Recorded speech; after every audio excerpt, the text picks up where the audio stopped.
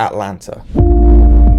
A booming city filled with attractions bringing people from all over to see them. However, on March 13, 2020, the coronavirus officially hit the minds of people, causing schools to shut down, restaurants to close, and many other businesses to pivot. Every part of our life was changed in one way or another, but the environment of Metro Atlanta changed completely through transportation, wildlife, and construction.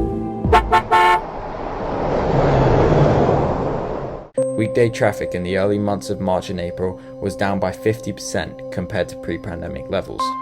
And with one look outside, you can see more people than ever walking or riding their bikes, which results in saving millions of metric tons of carbon dioxide from polluting the air. With the streets abandoned compared to before the outbreak, street racing has become much more common, which threatens the safety of drivers around them.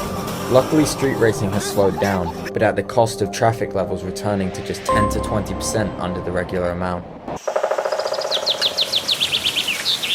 With more people than ever staying off the streets, wildlife around urban Atlanta has seen a considerable increase. Biologists from Georgia Department of Natural Resources has set up cameras around urban Atlanta to observe wildlife. Once Corona was in full swing during late March, they would capture multiple videos of animals every day. But many families have even brought their own animals to their backyards by adopting animals like dogs. There are no numbers out there, but everyone seems to know a neighbor or best friend that recently bought a dog. Sadly, not everyone gets their dogs from local adoption centers or private breeders. Large pet corporations such as Petco have seen a 9% increase in revenue and earned a total of $3.6 billion in the first 3 quarters of 2020. Petco and other large corporations don't care about the safety of their pets and buy them from animal mills such as Holmes Farms, which is notorious for treating their animals harshly.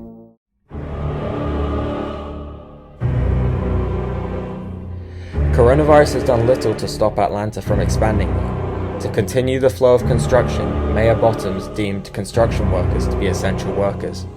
Although the first 3 quarters of the year saw a 30% decrease in building permits, that number is compared to 2019's record-breaking number of building permits.